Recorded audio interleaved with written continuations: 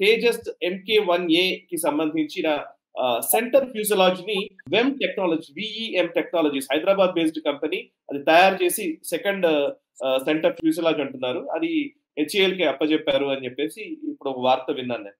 So basically Tejas కి Hyderabad based కంపెనీకి ఏంటి సంబంధము? ఫ్యూసలాజ్ అంటే పెద్ద పేరు వాడతారు.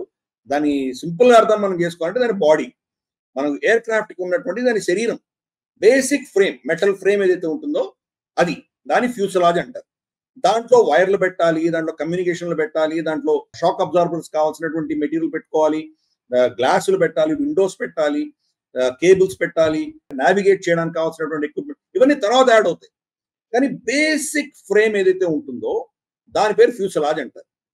ఆ ఫ్యూసలాజ్ లో సెంటర్ ఫ్యూసలాజ్, తర్వాత ఫ్రంట్ ఫ్యూసలాజ్, బ్యాక్, తర్వాత వింగ్స్, ఇవి సపరేట్ గా తయారవుతాయి.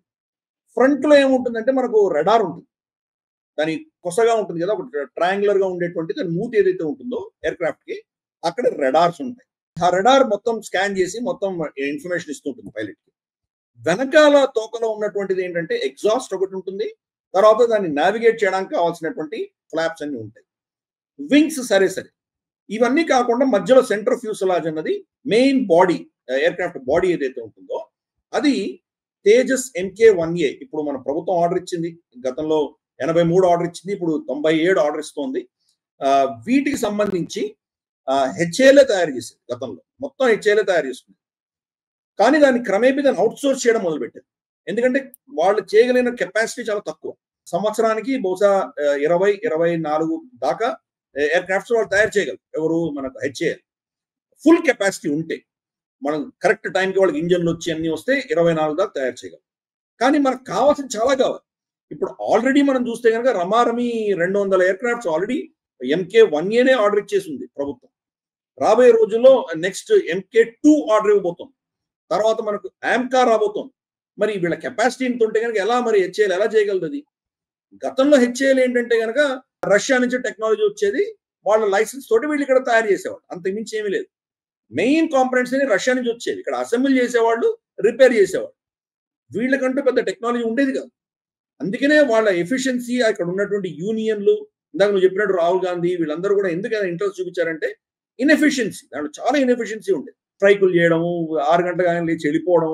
వాళ్ళు దీనికి సంబంధించి ఏదైనా కనుక కమిట్మెంట్స్ ఇవ్వాలంటే కనుక చాలా లేజీ కమిట్మెంట్స్ ఇచ్చేవాళ్ళు.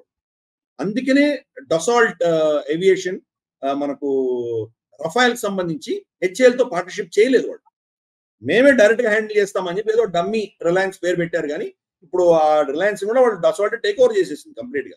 అనిల్ అంబానీ కంపెనీని డసాల్ట్ టేక్ ఓవర్ చేసేసింది. కాబట్టి వాళ్లే బరిలో దిగారు. సో అటువంటి పరిస్థితి నుంచి ఇప్పుడు హెచ్ఏఎల్ కూడా వేడి తగలడంతో క్రమేపీ వాళ్ళు ప్రైవేట్ రంగ సంస్థలకు వెళ్ళడం మొదలుపెట్టారు. దాంట్లో భాగంగానే వెమ్ టెక్నాలజీస్, మన హైదరాబాద్ బేస్డ్ వెమ్ టెక్నాలజీస్ కి సంబంధించి ఈ సెంటర్ ఫ్యూసలాజీని ఇచ్చారు. అది ఏదో బాడీ తయారు చేయడం, మనకు ట్యాంక్ బండ్ కింద మనకు డెంటింగ్ అండ్ పెయింటింగ్ చేస్తుంటారు, అటువంటిది కాదు. హై ఎండ్ టెక్నాలజీ, అంటే మైక్రో మిల్లీమీటర్ సంబంధించినటువంటి స్మూత్నెస్ కూడా పర్ఫెక్ట్ గా ఉండాలి. ఏరోడైనమిక్స్ ఏదైతే ఉంటుందో చిన్న తేడా వచ్చినా కానీ అది క్రాష్ అయిపోతుంది. అంత హై స్పీడ్ లో Mach 1, Mach 2 speed of sound కంటే ఎక్కువ స్పీడ్ లో వెళ్ళేటువంటి ఎయిర్ క్రాఫ్ట్స్ అన్ని కూడా చిన్న తేడా వచ్చినా కానీ క్రాష్ అయిపోతాయి, దాని ఫ్రేమ్ దెబ్బతింటుంది. కాబట్టి అంత ప్రెసిషన్ తోటి పర్ఫెక్ట్ గా వేయాలి. దాని మీద ఉన్నటువంటి ఎపాక్సీ కోటింగ్ ఏదైతే ఉంటుందో దాంట్లో చిన్న తేడా వచ్చినా కానీ కూడా అది కరోడ్ అయి దాని బాడీ డ్యామేజ్ అయ్యేటువంటి ప్రమాదం ఉంది. కాబట్టి అంత ప్రెసిషన్ ఇంజనీరింగ్, అంత ఎక్స్పర్టీజ్ ఉన్న వాళ్ళే దాన్ని తయారు చేయగలరు. ఆ ఎక్స్పర్టీజ్ ఈరోజు DRDO, aviation aeronautical research laboratories, అవి ప్రైవేట్ రంగ సంస్థలకు ఇచ్చేసరికి మన హైదరాబాద్ బేస్డ్ వెమ్ టెక్నాలజీస్ దాని సెంటర్ ఫ్యూసలాజ్ తయారు చేసి ఇవ్వగలిగారు. మేలో ఆల్రెడీ ఫస్ట్ ఫ్యూసలాజ్ ఇచ్చారు, ఇప్పుడు గత వారంలో రెండవది ఇచ్చారు. ఇది చాలా పెద్ద అచీవ్మెంట్. భారతదేశంలో ప్రైవేట్ రంగ సంస్థ ఇటువంటి టెక్నాలజీ, అంత నీష్ టెక్నాలజీ, అంత అద్భుతమైనటువంటి స్పెషలైజ్డ్ టెక్నాలజీలో వాళ్ళు దాన్ని అర్థం చేసుకొని దాన్ని అంత పర్ఫెక్ట్ గా చేసి ఇవ్వగలిగారంటే మేజర్ అచీవ్మెంట్. హెచ్ఏఎల్ రేపు వాళ్ళకు ఇంకేదైనా విషయాల్లో వాళ్ళు కనుక ఇరుక్కుపోయి వాళ్ళు కొంచెం డిలే అయినా కానీ కూడా ప్రైవేట్ రంగ సంస్థ దానికి సిద్ధంగా ఉంది, దానికి వాళ్ళు సపోర్ట్ చేస్తున్నారు. అలాగే దీని వింగ్స్ ఏవైతే ఉన్నాయో, మనకు తేజస్ సంబంధించిన వింగ్స్ LNT తయారు చేస్తుంది. సో క్రమేపీ మనం ప్రైవేట్ హెచ్ఏఎల్ పార్ట్నర్షిప్ అనేది డెవలప్ అవుతుంది. అందుకని ఇది చాలా కీలకమైంది. మనకు హెచ్ఏఎల్ మీదే డిపెండ్ అవ్వకుండా అక్కడ యూనియన్లు, గోల, కరప్షన్ ఇది కాకుండా ఎఫిషియన్సీ ప్రైవేట్ సెక్టర్ కూడా దీంట్లో ఇన్వాల్వ్ అవ్వడం వల్ల ఈరోజు మన తేజస్ ప్రాజెక్ట్ అన్నది రాబోయే 10-15 సంవత్సరాల తర్వాత ఒక చాలా మెచ్యూరిటీ వచ్చేటువంటి సూచనలు మనకు కనిపిస్తుంది. అది మనకు హైదరాబాద్ బేస్డ్ వెమ్ టెక్నాలజీ వాళ్ళు చేశారంటే మన తెలుగు వాళ్ళందరూ గర్వించదగ్గటువంటి విషయం. అఫ్ కోర్స్ దేశంలో ఎక్కడ ఎవరు చేసినా కానీ అంత మన దేశమే అది. దాని అందరినీ మనం అప్రిషియేట్ చేయాల్సిందే. కానీ మన ఊర్లో హైదరాబాద్ లో వెమ్ టెక్నాలజీస్ చేశారు కాబట్టి మనకి ఇంకొంచెం గర్వం ఇచ్చేటువంటి విషయం అది. అంటే ప్రైవేట్ రంగ సంస్థ అంత ఎఫిషియన్సీ వచ్చిందంటే కనుక it's wonderful thing for us. And actually ఇంకోటి తేజస్ కూడా ఆల్రెడీ సిద్ధమైపోయినట్టుగా కనబడుతుంది కదా సార్. MK1A ఇది యాక్చువల్లీ ఇప్పుడు ట్రయల్స్ కూడా జరుగుతూ ఉన్నాయి. ఈస్టర్న్ సెక్టర్ లో ఆల్రెడీ ట్రయల్స్ చేస్తున్నారు రకరకాల పద్ధతుల్లో. మీకు తెలుసు కదా, ఫస్ట్ అసలు డెలివరీ అవ్వాలి అని అంటే జరగాల్సిన ప్రక్రియ కూడా ఆల్మోస్ట్ పూర్తవుతున్నట్టుగానే తెలుస్తుంది. నెక్స్ట్ ఇయర్ 2 ఎయిర్ క్రాఫ్ట్స్ ని డెలివర్ చేయడానికి కూడా ఆల్రెడీ సిద్ధమైనట్టుగా కూడా తెలుస్తోంది. ఒకసారి దానికి సంబంధించిన వివరాలు కూడా తెలియజేస్తారా? అంటే మనకు బేసిక్ గా జీఈ దగ్గర చాలా డిలే అయింది. దీనికి చాలా కారణాలు ఉన్నాయి. మనకు కర్ణుడి చావుకి 1000 కారణాలు అంటారు కదా, అలాగే తేజస్ సంబంధించి కూడా చాలా కారణాలు ఉన్నాయి. బేసిక్ గా ఏంటంటే దీంట్లో ఫస్ట్ ఏ ఎయిర్ క్రాఫ్ట్, ఎస్పెషల్లీ మన ఫైటర్ ఎయిర్ క్రాఫ్ట్ డిజైన్ చేసినా కానీ కూడా, of course even civil aviation కూడా అదే స్టోరీ, ఇంజన్ ఆధారంగా డెవలప్ చేయాలి. ఎందుకంటే ఫస్ట్ ఇంజన్ డిసైడ్ చేసుకోవాలి. ఇంజన్ యొక్క కెపాసిటీ, దాని సైజు, దాని లెంత్, దాని ఏరోడైనమిక్స్, దాని బరువు, దీని ఆధారంగా మిగతా బాడీ అంతా స్ట్రక్చర్ చేస్తారు. సో మనకు అప్పటి సైంటిస్టులు ఎవరైతే తేజస్ ని కన్సీవ్ చేశారో వాళ్ళు అప్పుడు జనరల్ ఎలక్ట్రిక్ దగ్గర ఉన్నటువంటి engine F404 IN20 Indian specific 20 ఒకటి, అది వాళ్ళు ఎంపిక చేశారు. ఎంపిక చేసి నిర్ణయం చేయలేదు. నిర్ణయం చేసుకోకుండా దాన్ని నాంచారు. మనకు తెలుసు, మనకు ఏకే ఆంటనీ పార్లమెంట్ సాక్షిగా చెప్పాడు, రఫాయిల్ కొనుక్కోవడానికి మన దగ్గర పైసలే లేవు, అందుకని మేము ఆర్డర్ ఇవ్వట్లేదని చెప్పాడు ఆయన. అప్పుడు ప్రభుత్వాలు ఇంత గొటాలాలు, కరప్షన్లు ఉన్నాయి కాబట్టి ఏం నిర్ణయాలు తీసుకోలేదు.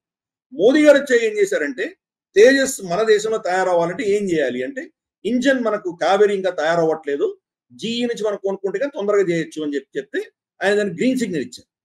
సో జీఈకి వెళ్ళి మళ్ళీ మనం ఆర్డర్ ఇచ్చాం, మాకు ఒక రమారమి 100 ఇంజన్లు కావాలి అని ఆర్డర్ ఇచ్చాం. సో ఇంత లోపల జీఈ ఏం చేసిందంటే, భారతదేశం నుంచి ఆర్డర్ రాకపోయేసరికి ఈ F404 ఇంజన్ యొక్క మ్యానుఫ్యాక్చరింగ్ లైన్ ఏదైతే ఉందో, అసెంబ్లీ లైన్ ఏదైతే ఉందో, దాన్ని వాళ్ళు డిస్మాంటిల్ చేసేసారు, దాన్ని నిలిపేశారు. నిలిపేయడంతో ఏమైందంటే దాని సప్లై చైన్ ఉంటుంది, అన్ని వాళ్ళు తయారు చేయరు కదా, ప్రైవేట్ రంగ సంస్థల నుంచి అక్కడి నుంచి ఇక్కడి నుంచి తీసుకొచ్చి దాన్ని అసెంబ్లీ చేస్తారు. ఆ మొత్తం సప్లై చైన్ అంతా కూడా దెబ్బతింటుంది. దెబ్బతినిపోవడంతో మళ్ళీ మనం ఆర్డర్ ఇచ్చేసరికి దాన్ని రీస్టార్ట్ చేయాల్సి వచ్చింది. అన్ఫార్చునేట్ గా అప్పుడు కోవిడ్ వచ్చింది.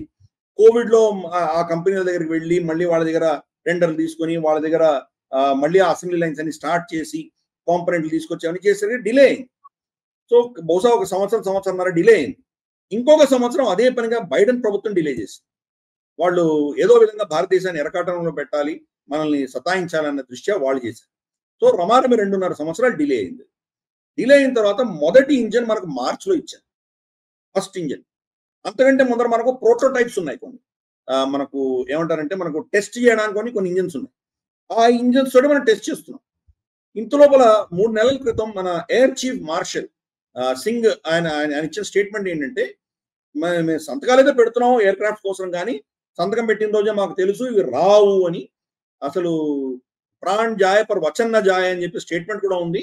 అయినా మన వాళ్ళు దాని గురించి మాటిస్తున్నారు కానీ దాన్ని ఎవరు నిలబెట్టుకోవట్లేదు అని చెప్పి చాలా ఘాటుగా ఆయన స్పందించారు. ఇప్పుడు హెచ్ఏఎల్ ఏం చెప్తోందంటే, డిలే మా దగ్గర లేదు, మేము అసెంబ్లీ లైన్ చాలా విస్తృతంగా అద్భుతంగా దీన్ని చేస్తున్నాము, ఈ సంవత్సరం మాకు ఇంజన్స్ వస్తే గనక మేము 10 నుంచి 12 ఎయిర్ క్రాఫ్ట్స్ ఇవ్వడానికి సిద్ధంగా ఉన్నాము అని స్పష్టంగా చెప్పారు. జీఈ ఏం చెప్పిందంటే కనుక ఆగస్ట్ నుంచి నెలకి 2 ఇంజన్స్ ఇస్తాము అని చెప్పారు. ఆగస్ట్ లో 2 ఇంజన్స్ వాళ్ళు ఇవ్వలేకపోయారు. ఇప్పుడు సెప్టెంబర్ లో 3 ఇస్తాము అంటున్నారు. 1 వచ్చింది, ఇంకా 2 రావాలి, ఎప్పుడు వస్తాయో మనకు తెలియదు. సో వాళ్ళ దగ్గర డిలే అవుతుంది. హెచ్ఏఎల్ ఏం చెప్పిందంటే కనుక ఎట్టి పరిస్థితిలో దరిద్రం అంటే కనీసం అంటే 10 ఎయిర్ క్రాఫ్ట్స్ మీకు ఇస్తాము ఈ సంవత్సరం లోపు అని చెప్తున్నారు. రమారమి 140-150 ఎయిర్ క్రాఫ్ట్స్ మనకు కావాలి ఓవరాల్. అది ఏంటి, ఫస్ట్ వర్షనే MK1A మాత్రమే, ఇంకా దీని అప్గ్రేడెడ్ వర్షన్ MK2 ఇంకా మనకు రాలేదు, దాని ఇంజన్ పరిస్థితి ఏంటో తెలియదు. F414 ఆర్డర్ ఇస్తున్నాము. సో ఇవన్నీ కూడా వచ్చేసరికి కనీసం అంటే ఒక దశకం పడుతుంది, 10 years పడుతుంది ఇవన్నీ రాసి మన అమ్ముల బోధలో చేరడానికి. సో అందుకని ఈ యొక్క తేజస్ సంబంధించి ఇందాక మనం అనుకున్నట్టు వెమ్ టెక్నాలజీస్, LNT ఇటువంటి వాళ్ళు కొంత ఫ్యూసలాజ్ దానికి సంబంధించిన కొన్ని కాంపోనెంట్స్ వాళ్ళు తయారు చేయడం మొదలుపెట్టారు. హెచ్ఏఎల్ ఏం చేసిందంటే రమారమి 6,800 ఏంటంటే సప్లయర్స్ ని పెట్టుకుంది. ఆ సప్లయర్స్ అందరూ సప్లై చేస్తున్నారు. దాంట్లో రమారమి 30% MSMEs చిన్న చిన్న కంపెనీలు దాంట్లో పార్టిసిపేట్ చేస్తుంది. సో వీటి యొక్క టెక్నాలజీ వాటి యొక్క కాంపోనెంట్స్ తోటే తయారు చేయగలుగుతుంది. అంతేకాదు సెకండ్ లైనప్ నాసిక్ లో పెట్టారు హెచ్ఏఎల్. సో ఇక్కడ అక్కడ రెండు కలిపి సంవత్సరానికి రమారమి 24 ఎయిర్క్రాఫ్ట్స్ ఇవ్వగలము అని చెప్తున్నారు. ఇప్పుడు లేటెస్ట్ మనకు వచ్చిన ఇన్ఫర్మేషన్ ఏంటంటే ఇంజన్ లేకపోయినా కానీ కూడా వాళ్ళు ఎయిర్క్రాఫ్ట్ తయారు చేసేస్తున్నారు. 2 ఆల్రెడీ టెస్ట్ చేస్తున్నారు. రీసెంట్ గా 2 రోజుల క్రితం 13th ఎయిర్క్రాఫ్ట్ అది ఎల్లో కలర్ పెయింట్ వేసి దాన్ని టెస్ట్ చేయడం మనం చూసాం. మొత్తం న్యూస్ పేపర్లో సోషల్ మీడియా అంతా వైరల్ అయింది. 13th ఎయిర్క్రాఫ్ట్ MK1A టెస్ట్ అయింది. కానీ దాని ఇంజన్ ఫైనల్ ఇంజన్ కాదు, వాళ్ళ దగ్గర ఉన్నటువంటి స్పేర్ ఇంజన్ తోటి దాన్ని టెస్ట్ చేశారు. ఇప్పుడు జీ నుంచి ఫైనల్ ఇంజన్స్ వచ్చాక దాన్ని డెలివరీ చేయాలి. సో 24 ఎయిర్క్రాఫ్ట్స్ ఇప్పుడు కన్స్ట్రక్షన్ లో ఉన్నాయి, దాని అసెంబ్లీ లైన్ లో ఉన్నాయి ఇప్పుడు ప్రస్తుతానికి. అంటే డిలే అంతా కూడా ఇప్పుడు జీఈ ఇంజన్స్ రావడం వరకే వెయిట్ చేస్తున్నారు వాళ్ళు. రాగానే ఇమ్మీడియట్ డెలివరీ చేయడానికి సిద్ధంగా ఉంది. అందుకనే వాళ్ళు చెప్తున్నారు ఈ సంవత్సరాంతానికి కనీసం అంటే 10 ఇస్తాం మేము అని అంటున్నారు. మనకు తెలుసు స్క్వాడ్రన్ అంటే కనుక రమారమి 16 నుంచి 17 ఎయిర్క్రాఫ్ట్స్ ఉంటాయి, 1-2 ట్రైనర్ ఎయిర్క్రాఫ్ట్స్ ఉంటాయి. అంటే రమారమి 18 ఎయిర్క్రాఫ్ట్స్ అనుకుందాం. 18 ఎయిర్క్రాఫ్ట్స్ అంటే ఒక స్క్వాడ్రన్ అవుతుంది. బహుశా మనకి ఈ సంవత్సరాంతానికి ఒక స్క్వాడ్రన్ తయారయ్యేటువంటి అవకాశాలు ఉన్నాయి. అట్లీస్ట్ బై మార్చ్ కైనా ఒక స్క్వాడ్రన్ తయారవుతుంది.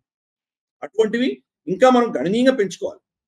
కాబట్టి ఆ దృష్ట్యా మనకు తేజస్ ప్రాజెక్ట్ అన్నది మళ్ళీ ఘాట్లోకి వచ్చింది, మెల్లిగా అది ముందుకు సాగుతోంది అని మనం అర్థం చేసుకోవాలి. అఫ్ కోర్స్ మనం డిపెండెన్స్ అంతా కూడా జీ మీద ఉంది కాబట్టి రేపు డొనాల్డ్ ట్రంప్ మనల్ని సతాయించడం కోసం అక్కడ ఆపి నిలిపివేసి ఇటువంటి ఏమైనా పిచ్చి చర్యలు చేస్తే దానికి ఏం చేయాలని మనం కూడా ప్రత్యామ్నాయాలు చూసుకుంటున్నాం. ఫర్ ఇన్స్టెన్స్ మనం బోయింగ్ ని టాటా ఆర్డర్ ఇచ్చినటువంటి బోయింగ్ ఎయిర్ క్రాఫ్ట్స్ ని తీసేసి ఎయిర్ బస్ తోటి మైత్రి పెట్టుకునే ప్రయత్నం చేస్తున్నాం. సో మనకు కూడా లీవర్స్ ఉన్నాయి. జీఈ కూడా ఏంటంటే చాలా బిలియన్స్ ఆఫ్ డాలర్స్ ఖర్చు పెట్టి మళ్ళీ ఈ 404 ని రీస్టార్ట్ చేశారు. కాబట్టి దాన్ని రికవర్ చేసుకోవాలంటే మనకే అమ్మాలి, మనం తప్ప ఇంకెవరు కొనరు. ఇది ఆ ఇంజన్ పోనీ మన కాకపోతే ఇంకెవరికైనా అమ్ముకుందామంటే అమ్మడానికి లేదు. ఎందుకంటే ఈ స్పెసిఫికేషన్ ఓన్లీ తేజస్ పనిచేస్తుంది. IN-20 model, special model. కాబట్టి వాళ్ళు కూడా గతి లేదు, మనకే అమ్మాలి. అంత ఇన్వెస్ట్మెంట్ చేశారు కాబట్టి మనకు అమ్మకపోతే నష్టపోయేది జీఈ కూడా నష్టపోతుంది. కాబట్టి చూద్దాం జియో పాలిటిక్స్ లో మరి డొనాల్డ్ ట్రంప్ ఒత్తిడి ఎలా ఉంటుంది, దాన్ని తట్టుకొని జీఈ మనకు సప్లై చేయగలదా లేదా, ఇవన్నీ కూడాను రాబోయే రోజులు చూస్తాము. బట్ మనం మాత్రం హెచ్ఏఎల్ మాత్రం full scale manufacturing, full scale assembly మొదలుపెట్టింది. ఇది చాలా మంచి శుభసూచకం. ఒక 6 నెలల క్రితం ఏమీ లేవు, ఇప్పుడు సడన్ గా చూస్తే కనుక మనకు ఇవన్నీ కూడా తయారవుతున్నాయి, దాని ఫ్రేమ్స్ అని తయారవుతున్నాయి, టెస్టింగ్ అవుతోంది. రాబోయే రోజుల్లో బహుశా అది అక్కడి నుంచి ఇంజన్స్ రావడం మొదలు పెట్టేసరికి త్వరితగతిన మనం ఎయిర్ ఫోర్స్ కి ఇచ్చేటువంటి అవకాశాలు మనకు కనిపిస్తుంది. ఈ వీడియో మీకు నచ్చినట్టయితే లైక్ చేయండి, 10 మందికి షేర్ చేయండి. అలాగే కామెంట్ల రూపంలో మీ అభిప్రాయాలను మాతో పంచుకోండి. Nationalist hub group of channels ను సబ్స్క్రైబ్ చేసుకుని తెలుగునాట జాతీయవాద జర్నలిజాన్ని ప్రోత్సహించండి. ఈ వీడియో కింద ఉన్న బెల్ ఐకాన్ పై క్లిక్ చేయడం మర్చిపోవద్దు.